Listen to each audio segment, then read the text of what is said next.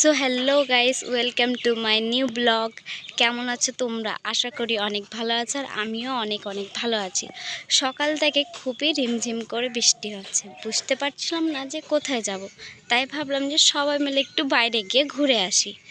দেখুন, যেতে যেতে খুবই বৃষ্টি হচ্ছিল, আর আমরা তো সব বন্ধুদের মধ্যে বসে বসে খুবই আরকি মারছিলাম।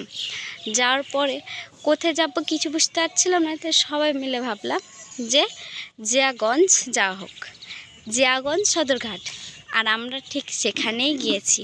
রাস্তার মধ্যে দেখতে পাচ্ছেন যে সবার কোলে একটা একটা করে ছোট বাচ্চা। সেই বাচ্চা দেখে সবাই খুবই হাসাহাসি করছিল। তারপর কিছু না বলে সোজা আগিয়ে চলে গেলাম। দেখুন, তারপর